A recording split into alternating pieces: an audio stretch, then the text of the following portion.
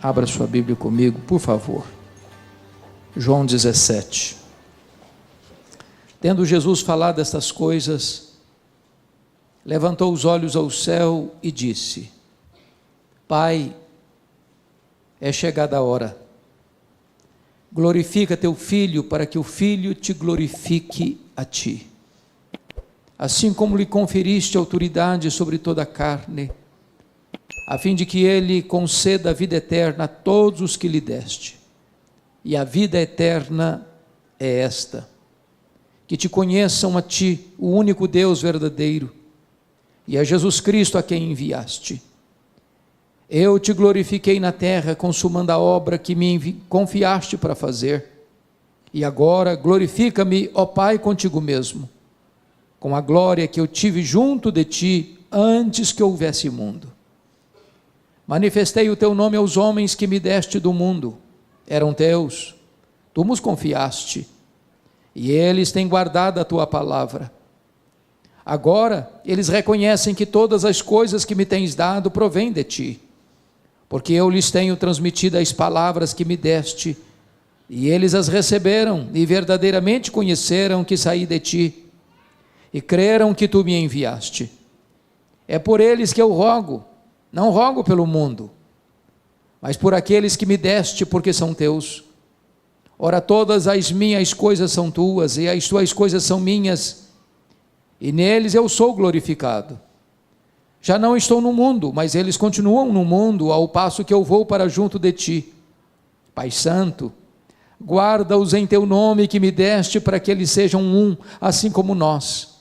Quando eu estava com eles, guardava-os no teu nome que me deste, e protegi-os, e nenhum deles se perdeu, exceto o filho da perdição, para que se cumprisse a Escritura.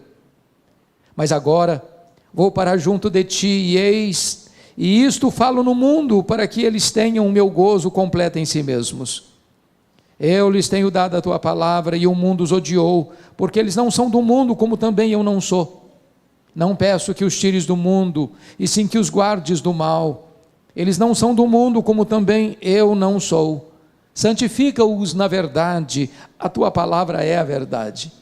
Assim como tu me enviaste ao mundo, também eu os enviei ao mundo, e a favor deles eu me santifico a mim mesmo, para que eles também sejam santificados na verdade. Não rogo somente por estes, mas também por aqueles que vierem a crer em mim por intermédio da sua palavra, a fim de que todos sejam um, e como és tu, ó Pai, em mim, eu em ti, também sejam eles em nós, para que o mundo creia que tu me enviaste. Eu lhes tenho transmitido a glória que me tens dado, para que sejam um como nós o somos, eu neles e tu em mim, a fim de que sejam aperfeiçoados na unidade, para que o mundo conheça que tu me enviaste e os amaste como também amaste a mim. Pai, a minha vontade é que onde eu estou estejam também comigo os que me deste, para que vejam a minha glória que me conferiste, porque me amaste antes da fundação do mundo. Pai justo, o mundo não te conheceu, eu porém te conheci. E também estes compreenderam que tu me enviaste. Eu lhes fiz conhecer o teu nome, e ainda o farei conhecer, a fim de que o amor com que me amaste esteja neles, e eu neles esteja. Amém. Irmãos amados, eu gostaria de conversar um pouco com vocês hoje sobre a oração mais importante da história. A Bíblia registra muitas orações importantes, orações dos patriarcas, orações dos profetas, orações dos apóstolos, mas esta aqui é a mais importante oração, porque esta é a oração do Deus Filho ao Deus Pai. Esta é a oração da segunda pessoa da Trindade para a primeira pessoa da Trindade. E talvez não há nada mais sublime na vida do que ouvir, do que compreender este momento sublime de Jesus Cristo conversando com o Pai antes de partir para a cruz. A circunstância que Cristo fez esta oração, está registrado com muita clareza. Se você ler o capítulo 16 de João, ele tinha acabado de falar para os seus discípulos sobre o Pai, e agora ele está falando para o Pai acerca dos seus discípulos. Na vida e no ministério de Jesus Cristo, pregação e oração sempre caminharam juntas. Aqueles que falam aos homens sobre Deus, devem falar para Deus sobre os homens. Aqueles que pregam aos homens, precisam também falar para Deus acerca desses mesmos homens, porque pregação e oração caminham sempre juntas. Se você percebeu, Jesus nesta oração divide-a em 3 aspectos bem distintos. Nos versos 1 a 5, ele ora por si mesmo. Nos versos 6 a 19, ele ora pelos seus discípulos imediatos, aqueles que estão com ele no cenáculo. Mas nos versos 20 a 26, ele ora por aqueles discípulos que ainda haveriam de crer nele, segundo as Escrituras. Portanto, ele ora por você e por mim. Nós estávamos contemplados nesta oração do Senhor Jesus Cristo. Se você notar o contexto imediato, Jesus já havia ali no cenáculo lavado os pés dos seus discípulos. Jesus já havia alertado Pedro de que ele o negaria naquela mesma noite. Jesus já havia desmascarado Judas Iscariotes. Jesus já havia falado para eles acerca do céu, da casa do Pai, da sua segunda vinda e da promessa do derramamento do Espírito Santo. Ali Jesus já havia instituído a ceia. Ali Jesus já estava mergulhando na sombra da cruz, quando ele faz esta oração ao Pai, esta oração intercessória. Vale destacar que em momento tão agônico para Jesus, onde ele haveria de mergulhar sua alma na mais profunda angústia, que ele denomina de angústia de morte, onde o cálice da ira de Deus estava diante dele, ele não faz nenhum pedido nessa oração de qualquer livramento da dor, de qualquer livramento do sofrimento. Ele não pede nenhuma benesse material, temporal. O seu pedido é especificamente sobre bênçãos espirituais. Nesta oração de Jesus, ele se concentra em 4 assuntos: salvação, segurança, santidade e unidade. E eu gostaria então de tratar daquilo que estava no coração de Jesus, quando ele conversa com o Pai a nosso respeito. Primeiramente, vamos ver a primeira ênfase da oração, que é sobre salvação. E quando eu penso em salvação, e está nos versos 1 a 5, ele começa essa oração falando do instrumento da salvação, que é a cruz.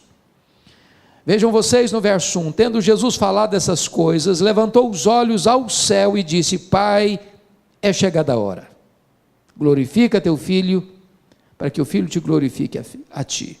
Todos vocês sabem que a vida de Jesus se desenvolveu dentro de uma agenda estabelecida na eternidade, definida no céu, e ele vem à terra para cumprir rigorosamente esse cronograma. Quando solicitaram dele um milagre em Caná da Galileia, ele disse: não é chegada a minha hora. Quando foram prendê-lo, não puderam, porque não era ainda chegada a hora. Esta hora na agenda de Jesus tinha o seu ápice, tinha o seu cumprimento pleno na cruz do Calvário. Essa era a grande hora. Esse era o grande cronômetro de Deus estabelecido lá na eternidade. A grande hora era a hora em que ele daria a sua vida pela sua igreja, a hora em que o seu sangue seria vertido naquela cruz, a hora em que a paz e a justiça se beijariam no topo daquele lenho maldito, naquele tosco monte. Então, ele está falando que esta hora havia chegado, porque na cruz o plano de Deus se cumpriu. Na cruz o projeto redentor de Deus se estabeleceu. Na cruz a vitória de Deus sobre o diabo ficou extremamente eloquente, porque foi lá que ele esmagou a cabeça da serpente. Mas se você perceber, Jesus está dizendo que a cruz haveria de ser o momento do Pai ser glorificado. Glorifica o teu Filho, para que o Filho te glorifique a ti. Entendamos isso, irmãos. Jesus glorificou o Pai de muitas formas, pela sua obediência, pelos seus ensinos, pelos seus portentosos milagres, mas em nenhum lugar, em nenhum palco, o Pai foi mais glorificado no Filho, do que quando o Filho estava vertendo o seu sangue naquela cruz. Aquela cruz foi o cenário mais eloquente do amor de Deus. Não há forma de Deus provar que Ele ama você com mais intensidade do que na cruz. Ele prova o seu próprio amor para conosco pelo fato de ter Cristo morrido por nós, sendo nós ainda pecadores. Não espere de Deus evidência maior de amor do que foi a cruz do Calvário. Ali o amor de Deus alcançou o zênite, as alturas mais excelsas. Mas também a cruz não foi apenas o palco do amor de Deus, a cruz foi o palco máximo da justiça de Deus. Porque Deus puniu o seu, o meu, o nosso pecado em seu Filho naquela cruz. E quando Deus estava punindo o nosso pecado no seu Filho, golpeando-o e agradando moê-lo naquela cruz, para que nós pudéssemos ser libertos da condenação eterna, nesse momento o Pai estava demonstrando a sua máxima justiça, ao mesmo tempo que revelando o seu máximo amor. Pois bem, amados, agora, notemos em segundo lugar a essência dessa salvação, versos 2 e 3, e a primeira coisa, no verso 2, Jesus recebe a autoridade do Pai para conferir a vida eterna. Veja comigo, assim como conferiste autoridade sobre toda a carne, a fim de que Ele conceda a vida eterna a todos os que lhe deste. Entendamos isso, irmãos. Não há nenhum outro ser que recebeu de Deus Pai autoridade no mundo para dar vida eterna, exceto Jesus Cristo. Nem os patriarcas, nem os profetas, nem os apóstolos, nem Maria, nem Pedro, nem Paulo, nem a igreja, nem qualquer denominação religiosa, nem qualquer concílio eclesiástico, nem qualquer encíclica papal, nem qualquer movimento humano tem capacidade, tem competência, tem autoridade para dar ao homem a vida eterna, a não ser Jesus Cristo. Só Ele pode salvar, só Ele é a porta do céu, só Ele é o caminho para Deus, só Ele é o mediador entre Deus e os homens. Não há nenhum outro nome dado entre os homens pelo qual importa que sejamos salvos, porque Ele recebeu do Pai essa autoridade para dar a vida eterna. Mas o que é vida eterna? E a resposta está no versículo 3, confira comigo. E a vida eterna é esta: que te conheçam a ti, único Deus verdadeiro, e a Jesus Cristo, a quem enviaste. Então vamos entender algo tão importante aqui. Algumas pessoas pensam que vida eterna, irmãos, é uma quantidade de tempo que não pode ter fim.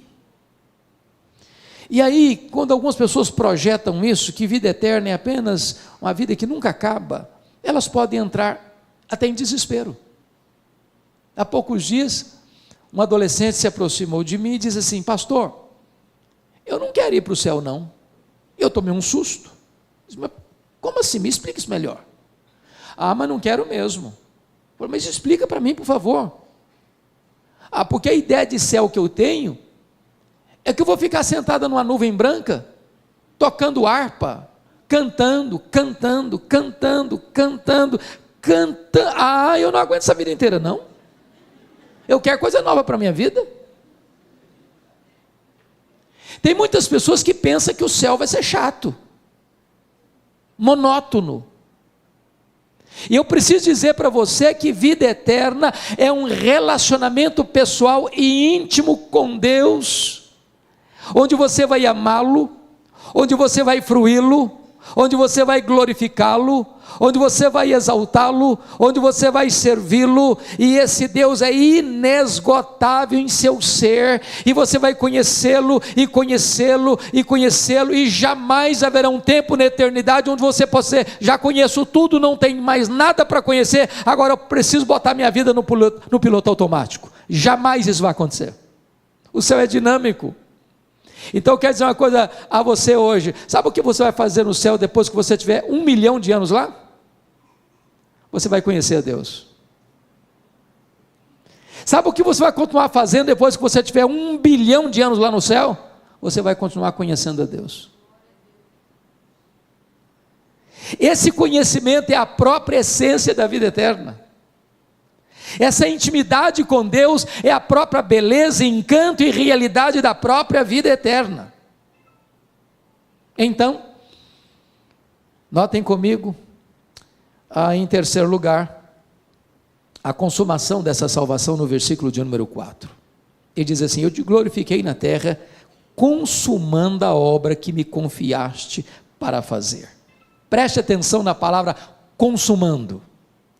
Porque esta foi a 6ª e penúltima palavra do Senhor Jesus Cristo na cruz do Calvário, quando ele dá um brado, e diz, está consumado, e essa palavra na língua grega é a palavra tetelestai, está pago, está consumado, está concluído, não tem mais nada por fazer.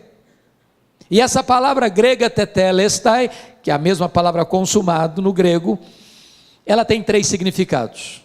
Primeiro, essa palavra era usada naquela época, quando um filho recebia uma incumbência de seu pai para fazer algum trabalho específico, e terminado esse trabalho, o filho chegava para o pai e dizia assim, papai, tetelestai, papai, eu concluí a obra que tu me confiaste para fazer. Quando Jesus está morrendo na cruz, ele está dizendo, papai, eu terminei a obra que tu me confiaste para fazer, morrer por amor daqueles que tu me deste, está concluída essa obra.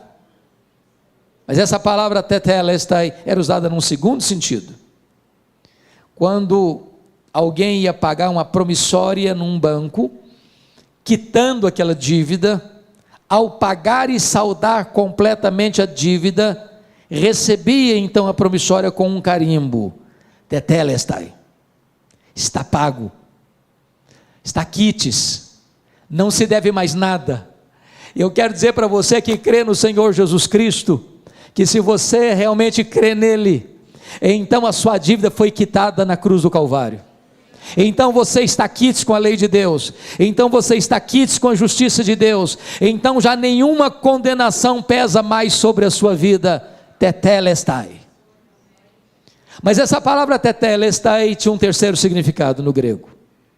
Essa palavra era usada quando você comprava um bem imóvel, uma casa, uma propriedade, e ao receber a escritura registrada, porque você já saldou todos os compromissos financeiros, essa escritura recebia um carimbo, tetelestai, agora é seu de direito e de posse. Eu quero dizer para você que quando você creu no Senhor Jesus Cristo, é como se Deus estivesse dando para você uma escritura do céu, registrada, dizendo, pertence a você, de direito e de posse, toma posse da vida eterna. A obra de Cristo foi concluída na cruz, e é isso que Jesus Cristo está dizendo para nós no versículo 4. Mas notem comigo o versículo 5, que trata da recompensa da salvação. E agora glorifica-me, ó Pai, contigo mesmo, com a glória que eu tive junto de ti, antes que houvesse o mundo. Prestem atenção, irmãos. A Bíblia não detalha como é que era esta glória que o Filho tinha com o Pai antes que o mundo fosse criado. Agora imagine que Deus criou todas as coisas e o centro do céu é Jesus. Os anjos adoram a Jesus. Eles servem a Jesus. Tudo aquilo que jamais olho viu, ouvido ouviu, todas as riquezas e belezas inefáveis, indescritíveis, toda a bem-aventurança, toda a glória do céu, que Ele deixou para vir aqui se encarnar, pisar o nosso chão, vestir a nossa pele, beber a nossa água, comer o nosso pão, chorar a nossa lágrima, sentir a nossa dor e carregar sobre o seu corpo o nosso madeiro, Ele está tomando de volta. E agora diz: Pai, glorifica-me com a glória que eu tive junto de Ti, antes que houvesse mundo. Ele que pagou o preço pela nossa redenção, agora recebe a recompensa. É o que Paulo escreve em Filipenses capítulo 2, Ele se esvaziou, Ele se humilhou, Ele assumiu a forma de servo, Ele se humilhou até a morte, morte e cruz, pelo que também o Pai o exaltou sobremaneira, e lhe deu o nome que está acima de todo nome, para que o nome de Jesus se dobre todo o joelho, nos céus, na terra e debaixo da terra, e toda língua confesse que Jesus Cristo é Senhor, para a glória de Deus Pai. Ele está sendo exaltado, essa é a recompensa. Mas preste bem atenção comigo, por favor, no versículo 24. Você pode ler o verso 24 comigo? Vamos juntos? Você que tem versão atualizada, vamos lá? Pai, a minha vontade é que onde eu estou, estejam também comigo os que me deste, para que vejam a minha glória que me conferiste, porque me amaste antes da fundação do mundo. Preste atenção nisso. Você que vai para o céu, e se você creu em Jesus, você está embarcando para lá. Passaporte garantido, entrada garantida, posse garantida. Você vai contemplar toda a glória que o Pai conferiu ao seu Filho. Você não só vai ver, você vai usufruir. Nada que possa se referir neste mundo como belo e encantador pode ser comparado com aquilo que Deus preparou para você. E você vai ver isso, e você vai experimentar isso, e você vai usufruir isso para sempre e sempre e sempre. Esta é a salvação que Jesus está orando aqui por ela. Mas em segundo lugar, irmãos, essa oração trata de segurança, nos versos 6 a 14, porque você pode fazer uma pergunta: bom, ok, ele me salvou, mas quão segura é essa salvação? Será que eu posso ter certeza dessa salvação? Será que eu posso me apropriar dela? Irmãos amados, há muitos irmãos em Cristo, que embora salvos, por desconhecerem esta gloriosa verdade, vivem perturbadas, porque acham que elas podem perder essa salvação, e aí elas pensam: estou salvo de manhã, estou perdido de noite, estou indo para o céu de manhã, meu pai, estou indo para o inferno de noite, sou filho de Deus hoje, amanhã eu já não mais sou filho de Deus. E muitos crentes vivem nessa gangorra espiritual, nesses altos e baixos, porque a grande pergunta que Jesus trata nesse texto é: será que você pode ter certeza, garantia, segurança dessa salvação? Vamos ver a resposta. Primeiro, a nossa segurança está fundamentada na eleição do Pai. Então confira comigo, olha aí por gentileza, versículo 2, a fim de que Ele conceda a vida eterna a todos os que lhe deste. Olha o verso 6, manifestei o teu nome aos homens que me deste do mundo. Olha comigo o verso 9, mas por aqueles que me deste, porque são teus.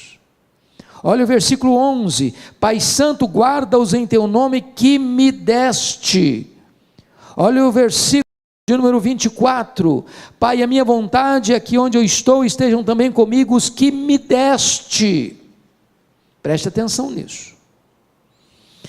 Você que creu no Senhor Jesus Cristo é um presente do Deus Pai ao Deus Filho. Deus conheceu você, amou você e escolheu você mesmo antes da fundação do mundo. Ele escolheu você livremente. Não porque Ele previu que você ia crer em Jesus e então Ele escolheu você, não. Você creu no Senhor Jesus porque Ele escolheu você. Ele não escolheu você porque Ele previu que você ia ser santo, não. Ele escolheu você para você ser santo e irrepreensível. Ele não escolheu você porque Ele previu que você praticaria boas obras, não. Ele escolheu você para as boas obras. Ele escolheu você não porque você tinha méritos, você nem existia ainda. Então a escolha divina é a garantia de que eu estou salvo, porque esse decreto foi feito antes que o mundo fosse criado, antes dos tempos eternos. O Senhor Jesus Cristo deixou isso claro, lá em João 6, 37 a 40. Ninguém pode vir a mim se o Pai não o trouxer. Todo aquele que meu Pai me dá, esse virá a mim. E o que vem a mim, de maneira nenhuma eu o lançarei fora. Paulo diz: aos que Deus predestinou, a esses Deus também chamou. Aos que Deus chamou, a esses Deus também justificou. E aos que Deus justificou, a esses Deus também glorificou. Então entenda uma coisa, amado: não fomos nós que escolhemos a Deus, foi Ele que nos escolheu.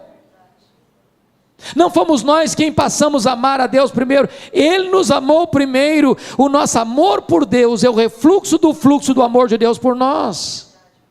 Aliás, nós não poderíamos jamais escolher a Deus, nós estávamos mortos nos nossos delitos e pecados, mas Ele nos amou, Ele nos escolheu e Ele nos deu de presente para o seu Filho, e o seu Filho verteu o seu sangue para nos resgatar da morte e do inferno. Você pode ter segurança. Segundo lugar, como é que você pode ter certeza dessa salvação? Segurança dessa salvação? Primeiro, por causa da eleição divina. Segundo, por causa do cuidado de Cristo. Olha comigo o verso 12. Quando eu estava com eles, guardava-os no teu nome que me deste, e protegi-os, e nenhum deles se perdeu, exceto o filho da perdição, para que se cumprisse a Escritura. Então preste atenção nisso. O Pai deu você ao Filho. O Filho promete uma coisa: eu guardei todos, nenhum se perdeu. Jesus não vai permitir que nenhum daqueles que o Pai deu a Ele, por quem Ele morreu, se perca. Foi Ele quem prometeu isso. Ele diz assim: as minhas ovelhas ouvem a minha voz. Eu conheço as minhas ovelhas, elas me ouvem e me seguem. Eu dou a elas a vida eterna, e ninguém as arrebatará das minhas mãos. Lá nas décadas de 70, 80, nós cantávamos uma música assim: segura na mão de Deus e vai. Tem um problema teológico aí, porque se eu segurar na mão de Deus, eu sou tão fraquinho, que eu tenho o risco de largar a mão e cair. Sabe o que a Bíblia diz? Não sou eu que seguro na mão dele, é Ele que segura na minha mão. Ele segura na minha mão. E quando Ele segura na minha mão, não tem como eu cair. Dos braços de Jesus ninguém arranca você. Você tem uma segurança eterna. A sua segurança não está fundamentada em quem você é e no que você faz. A sua segurança está fundamentada em quem Ele é e no que Ele fez por você.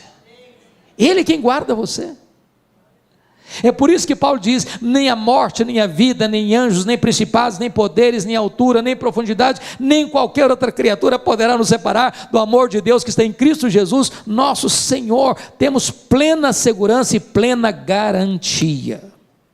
Mas em terceiro lugar, a sua salvação pode ter segurança sim, você não precisa ficar com medo. Meu Deus, será que eu estou salvo? Será que eu posso me perder? Será que eu vou me desviar e ir para o inferno? Se você creu em Jesus, você está salvo, seguro, por uma terceira razão. A nossa segurança está baseada na intercessão de Cristo.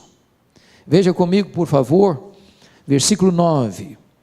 É por eles que eu rogo, não rogo pelo mundo, mas por aqueles que me deste, porque são teus. Olha o verso 11: Pai Santo, guarda-os em teu nome que me deste, para que eles sejam um, assim como nós. Agora olha comigo o verso 15: Não peço que os tires do mundo, e sim que os guardes do mal. Agora olha o verso 20: Não rogo somente por estes, mas também por aqueles que vierem a crer em mim, por intermédio da sua palavra. Vamos entender aqui algo glorioso, irmãos. Sua salvação está segura porque o Pai o escolheu. Sua salvação está segura porque o Cristo o guarda. E terceira, a sua salvação está garantida porque Jesus Cristo é o seu intercessor. Quando ele termina o seu ministério aqui no mundo e volta para o céu, ele lá no céu está exercendo o ministério de sumo sacerdote. Quando você grita por socorro, ele vem ao seu encontro e cerca você com o seu cuidado. Quando o inimigo acusa você diante do tribunal de Deus, ele se levanta como advogado justo, e não há a mínima chance do inimigo condenar você ou culpar você, porque está escrito assim: quem tentará acusação contra os eleitos de Deus? É Deus quem o justifica. Quem os condenará? É Cristo Jesus quem morreu, ou antes quem ressuscitou, o qual está à destra de Deus e também intercede por nós. Vamos entender isso. Quem tentará acusação contra os eleitos de Deus? É Deus quem justifica. Bom, é uma linguagem jurídica. Você e eu estamos acompanhando muito de perto toda a situação de problemas jurídicos no Brasil, mormente depois da Lava Jato. E você vê uma pessoa às vezes que é condenada na primeira instância, mas é absolvida na segunda instância. Ou ela é inocentada na primeira instância e se apela para a segunda, e a pessoa é condenada na segunda instância ou na terceira instância até a quarta instância. Quando Paulo diz assim: quem tentará acusação contra os eleitos de Deus? É Deus que o justifica. Está dizendo o seguinte: a sua justificação aconteceu no Supremo Tribunal Federal do céu. Não há instância superior para se apelar, para mudar esse julgamento. O seu julgamento, no sentido de que você está quites com a lei de Deus e com a justiça de Deus, não pesa condenação sobre você, foi feita na última instância do tribunal celestial, no supremo pretório divino. Não há chance de você ser condenado, porque Deus, o supremo juiz, declarou você já sem culpa, e por uma base legal, um outro alguém morreu no seu lugar, pagou a sua dívida, levou sobre si o seu pecado e recebeu no seu corpo a punição que você devia receber. Se Jesus recebeu a punição por você, você está quis com a lei de Deus, quis com a justiça de Deus, não pesa mais condenação sobre a sua vida. Sua salvação está assegurada. Mas veja você que Jesus agora está intercedendo também por situações da nossa jornada aqui. E por que ele intercede? Confira comigo o versículo 15. Não peço que os tires do mundo, e sim que os guardes do mal. A palavra mal aqui deveria ser melhor traduzida maligno. O que Jesus está dizendo é o seguinte: Pai, eu não peço que tu tires os meus do mundo, porque essa ideia que prevaleceu na Idade Média, de que esse mundo está muito contaminado, então eu não posso ser santo vivendo aqui, vou para um mosteiro, vou me isolar.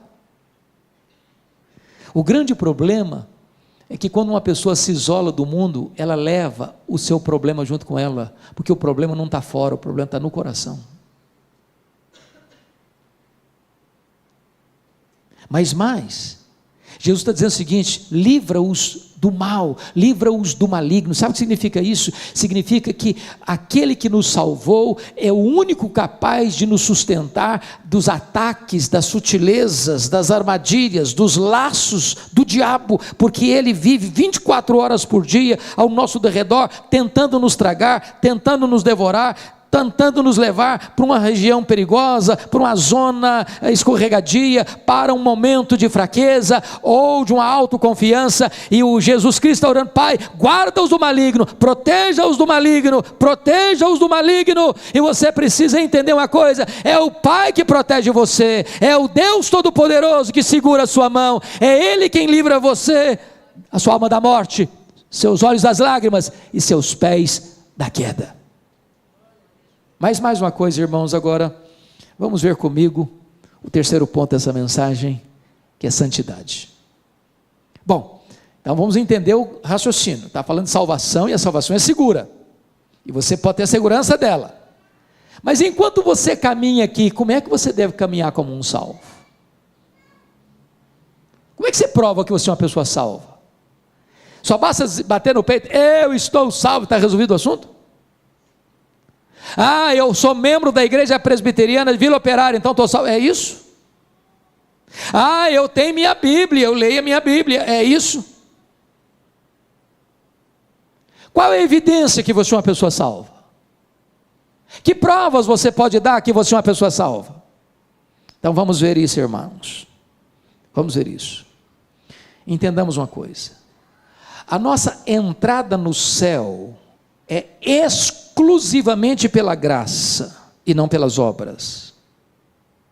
Mas o céu em si mesmo não seria céu para nós sem um caráter santo. Prestem bem atenção no que vou lhes dizer. Uma pessoa que não ama a santidade não vai ter clima no céu. Vai ser um peixe fora d'água lá. Há muitas pessoas, irmãos, que pensam que a morte é um condão mágico que muda as pessoas. Morre o pior cidadão, todo mundo elogia o cara. Morreu, só elogio. Mas um ímpio que morre ímpio não ressuscita pio.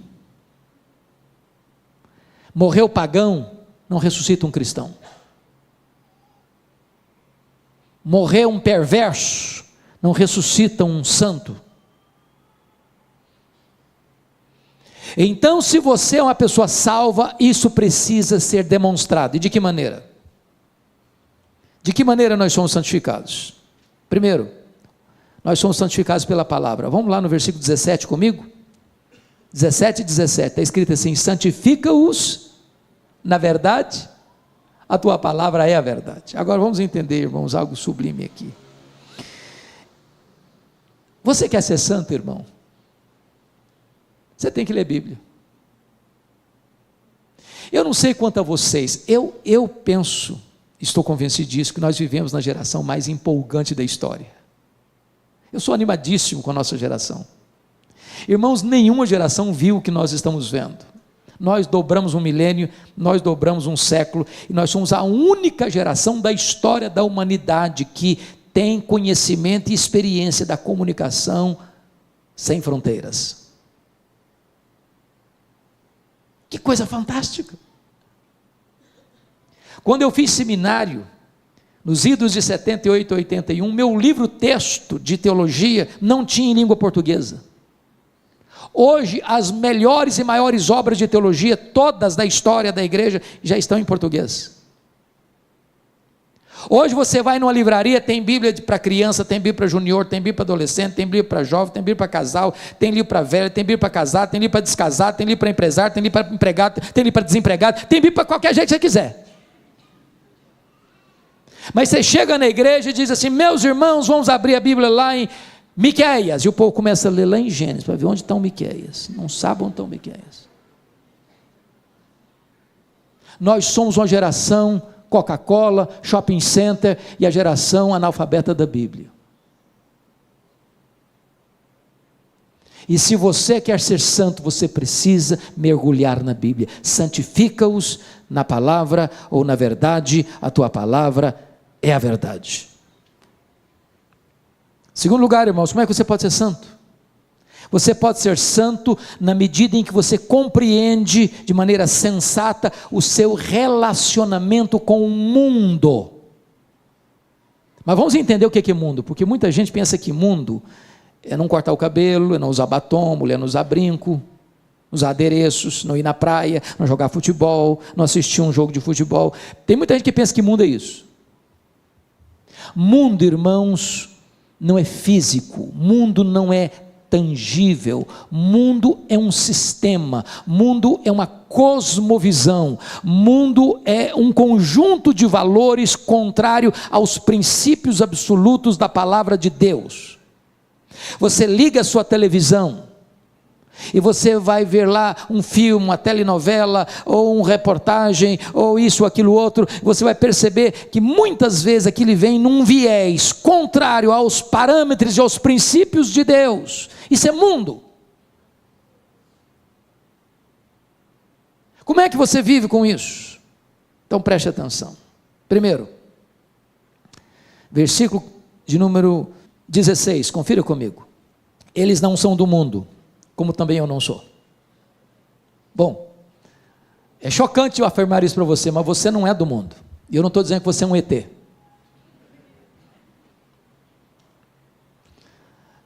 Deixa eu brincar um pouco para descontrair. Eu fui criado na região rural, na minha infância e começo de adolescência. Quando eu falo rural de verdade, sem luz elétrica, com lamparina de querosene. Até os meus 14 anos, eu tinha muito medo de defunto, de gente morta, de gente viva, nenhum medo. Meu pai era um exímio contador de histórias, mas a maioria delas macabras. Defunto que levantou do caixão, e vocês não imaginam o desespero que era fazer uma viagem sozinho de noite. Virava uma folha de bananeira, você achava que era um defunto que estava vivendo no caixão. Era um troço horrível. Eu morava do lado de um cemitério, minha família mora até hoje. Agora imagine comigo, eu saindo sozinho de casa, ao retornar ter que passar em frente ao cemitério, era um desespero. E um determinado dia, à noite muito escura, eu voltando, coração acelerado de medo, quando eu olho uma senhora caminhando, e eu me aproximei, apertei o passo, falei, pelo menos vou ter companhia para passar em frente. Eu chego em frente, a mulher começa a bater papo, e ela fala, meu filho, quando eu era deste mundo, falei, pronto, eu estou falando de um fantasma, um desespero total. É claro que Jesus não está dizendo que você é um fantasma, você não é desse mundo, significa o seguinte, você está aqui, mas os valores que regem a sua vida são outros valores. Os princípios que governam sua vida, seu casamento, sua família, seus negócios, seus lucros, seus gastos, seu lazer, sua mente, seu coração, suas emoções, suas palavras, suas reações, são outros princípios. Você não é deste mundo. Segundo, olha comigo o versículo 14. Eu lhes tenho dado a tua palavra e o mundo os odiou. Preste atenção nisso. O mundo odiou ontem, o mundo odeia hoje e o mundo vai odiar amanhã. A igreja e o mundo nunca vão ser bons parceiros. Eu não estou falando que você não vai ser bom parceiro do seu vizinho, dos seus amigos. Eu estou falando que entre você e esse sistema de valores vai existir um conflito permanente. E se a igreja não está sendo perseguida pelo mundo, não é porque o mundo amansou, é porque a igreja se acovardou. Perguntaram para Francisco Leonardo, eminente professor do Seminário do Norte, reverendo Francisco, se a igreja for mais perseguida, ela será mais fiel? Ele respondeu, não. Se a igreja for mais fiel, ela será mais perseguida. A amizade do mundo é pior do que a espada do mundo. Terceiro, olha comigo, o versículo de número 11, estamos no mundo, mas nós somos guardados do mundo. Versos 11 a 15, ele está exatamente tratando dessa questão de você estar no mundo, mas ser guardado do mundo, estar no mundo, mas ser protegido do mundo, de você conseguir ligar a sua televisão e assistir um jornal, mas não permitir que aqueles valores subliminares, ou que estão por trás dos bastidores, mexam com o seu coração, determine a sua mente. Você está hoje em qualquer frente da vida, seja no comércio, seja na indústria, seja no campo, seja na academia, seja onde for, você está lidando com esses valores, mas você está permanecendo firme pelos valores do céu, pelo diapasão do céu. Você é guardado do mundo. Mas notem mais, agora confira comigo o versículo 18, esse 18 é magnífico. Você pode ler o 18 comigo? Vamos juntos? Assim como tu me enviaste ao mundo, também eu os enviei ao mundo. Então preste atenção que tem uma missão e tem uma estratégia. A missão é, Jesus nos envia de volta ao mundo. Mas qual a estratégia? Assim como o Pai me enviou ao mundo, eu também vos envio. Então preste atenção. Você é crente? Ok. Você não pode viver num gueto. Você não pode viver separado, isolado. Você precisa ter amigos. Você precisa se relacionar com pessoas. Você não pode se fechar dentro de 4 paredes. É lá fora que você vai viver a sua vida cristã, convivendo com as pessoas, relacionando-se com as pessoas, influenciando pessoas. Você é o sal da terra, você é a luz do mundo, você é um luzeiro a brilhar.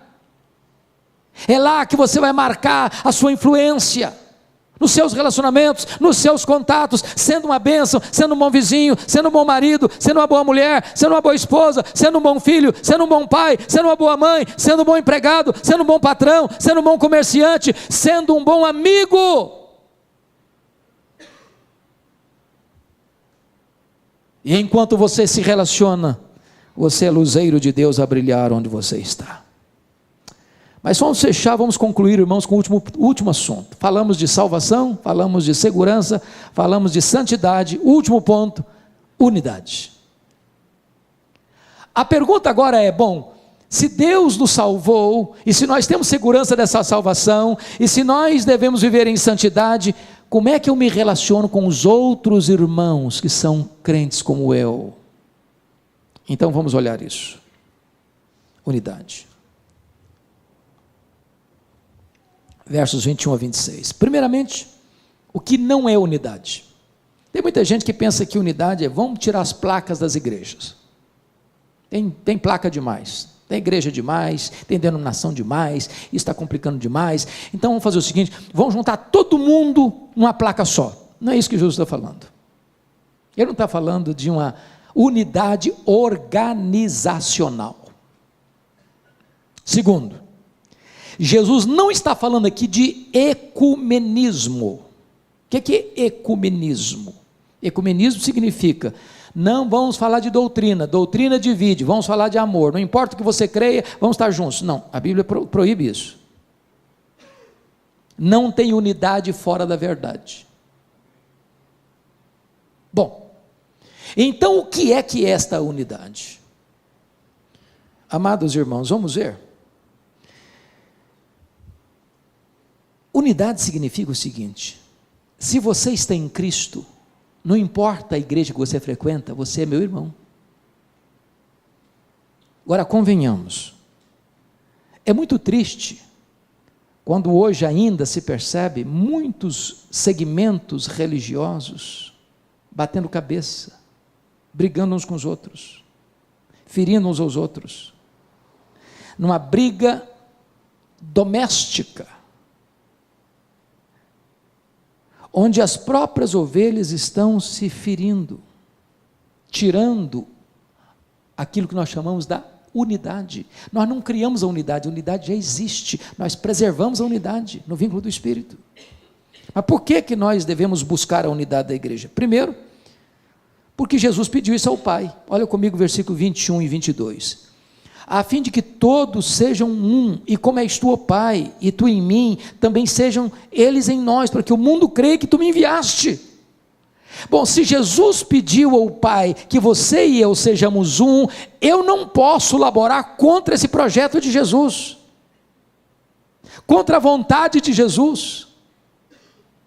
É hora da igreja parar de brigar uns com os outros, por diferenças secundárias, e entender que o que nos une é o sangue do Cordeiro. Só existe uma igreja, irmãos, só existe uma noiva, só existe um rebanho, só existe um corpo de Cristo. E essa igreja não é a presbiteriana, não é a batista, não é a metodista, não é a wesleyana, não é a assembleiana, não é a católica, não é nenhuma denominação. Certa feita, John Wesley, o grande avivalista do século XVIII, teve um sonho. E ele sonhou que ele foi ao inferno. E aí ele perguntou assim: tem metodista aí no inferno? Respondeu: está cheio. E presbiteriano tem? Falei: tem muito. Tem católico? Tem demais. Ele ficou escandalizado. Aí no sonho dele foi para o céu. Perguntou lá assim: tem metodista aí no céu? Tem não. E presbiteriano? Tem também não. Tem católico? Também tem não. Falou: mas quem tem aí então? Apenas aqueles que foram lavados no sangue do Cordeiro. Esta é a igreja, irmãos. Nós estamos separados em placas, e não estou dizendo que nós vamos jogar as placas fora. Nós amamos a nossa igreja, nós amamos a nossa denominação, e nós defendemos a nossa denominação, cada um de nós aqui, mas o que nos une é o sangue do Cordeiro. Se estamos em Cristo, somos um. Segundo lugar, irmãos, por que nós devemos buscar a unidade? Por causa da nossa origem espiritual. Olha aí comigo o verso 21, a fim de que todos sejam um, e como és tu, ó Pai, em mim e eu em ti, também sejam eles em nós. Agora preste atenção, se eu sou filho do Pai, se eu fui remido pelo Filho, e o Pai e o Filho são um, e o Filho pede ao Pai para que nós também sejamos um, então por causa da nossa origem espiritual, eu não posso laborar contra o meu irmão, brigando com o meu irmão, machucando o meu irmão, falando mal do meu irmão, dividindo-me do meu irmão. Eu sou um com ele, tem o mesmo sangue. O sangue do Cordeiro nos lavou do mesmo jeito. Terceiro, por que nós devemos ser um? Nós devemos ser um por causa da nossa missão no mundo. Olha comigo, por gentileza, o que ele vai dizer no versículo 21, a fim de que todos sejam um, e como és tu, ó Pai, em mim, eu em ti, também sejam eles em nós, para que o mundo creia que tu me enviaste. Aqui está, meus irmãos, o que Francis Schaeffer chamou de apologética final. O mundo vai olhar para nós, o mundo não vai achar que nós somos discípulos porque nós somos fiéis na doutrina, embora sejamos fiéis na doutrina, é uma coisa fundamental, ser fiel na doutrina é fundamental. O mundo só vai olhar para nós, não, eles são discípulos de Cristo mesmo, olha como é que eles se amam, olha como eles caminham juntos, olha como eles cuidam uns dos outros. Quando o mundo olhar para a igreja e ver que a igreja se ama, que os crentes se amam, que eles são um, o mundo vai dizer: é verdade, o que eles pregam é verdade, eles pregam a coisa que eles vivem, isso funciona na vida deles, e nós precisamos experimentar o que eles já experimentaram. Não tem melhor plataforma evangelística da igreja do que viver o evangelho, e viver o que Jesus rogou ao Pai para que nós vivêssemos, para que nós fôssemos um. Agora preste atenção, eu preciso ilustrar isso para você entender. Eu acho que a melhor ilustração que eu já encontrei para essa unidade, eu encontrei em Juan Carlos Ortiz, pastor argentino, no seu livro Como Fazer Discípulos, Ser e Fazer Discípulos. E eu me dirijo talvez aqui a alguns agricultores, porque vocês vivem, para mim, e eu conheço boa parte do Brasil, a maior parte do Brasil, eu não conheço nenhuma região agrícola mais bonita do que a região de vocês. Então ele ilustrou da seguinte maneira: pense, você está arrancando um pé de batatas inglesas, esses tubérculos, apreciados no mundo inteiro. Você arranca um pé de batatas, você tem várias batatas no mesmo pé. Mas tem umas maiores, outras menores, umas mais lisas, outras mais ásperas. Elas estão perto, mas elas não são uma unidade. Aí o agricultor bota 30 quilos de batatas num saco, e elas estão comprimidas, umas apertadas nas outras, umas maiores, outras menores, umas mais lisas, outras mais ásperas, mas elas não são unidade. E aí o agricultor envia um caminhão de batatas à Ceasa, e aí tem um montão de sacos de batatas, elas estão muito juntas, mas não são unidade. Aí o homem da mercearia ou do pequeno supermercado vai lá na Ceasa e compra lá uma porção delas e bota numa banca, elas estão juntas, mas não são unidade. Aí a dona Maria vai ao supermercado, escolhe as melhores, um saco, do saco ela pega 2 quilos de batatas, e elas são levadas para casa numa sacola e botadas numa gaveta dentro da geladeira, mas elas não são unidade, umas maiores, outras menores, umas mais lisas, outras mais ásperas. Aí se pega essas batatas, e casca essas batatas, e corta essas batatas, e bota na água, e elas são cozinhadas, e a dona Maria vai lá e faz um purê de batatas. Agora não tem uma maior, não tem uma menor, não tem uma mais lisa, não tem uma mais áspera. Agora nenhuma pode olhar para ela, eu sou mais bonita que você, eu sou melhor que você, eu sou mais importante que você. Agora elas são um purê. Agora elas são uma unidade. É isso que nós devemos ser. E eu termino dizendo o seguinte: sabe por que nós devemos ser um? Porque esse vai ser o nosso destino eterno, verso 24, pois a minha vontade é que onde eu estou estejam também comigo os que me deste. Então, pare de brigar com o seu irmão, sabe por quê? Se você achar que você é mais importante do que ele, que você é melhor que ele, que você sabe mais do que ele, que você tem mais dons do que ele, que você é mais maduro na fé do que ele, e que o irmãozinho é muito fraquinho, é muito isso, muito aquilo, quando você chegar no céu, sabe quem você vai ver lá? Esse irmãozinho seu. Se ele está em Cristo, você vai para lá. E é melhor você começar a aprender a conviver com ele aqui, porque você vai ter que viver com ele por toda a eternidade.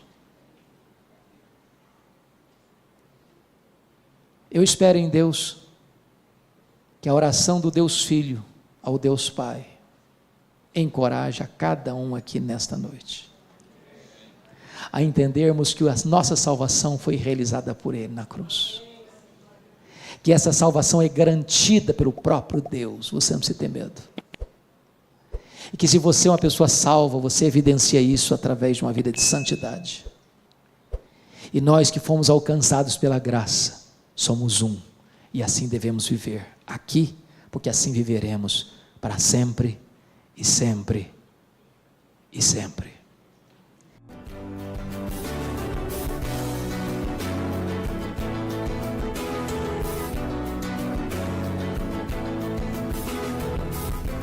Palavra da Verdade, com Hernandes Dias Lopes.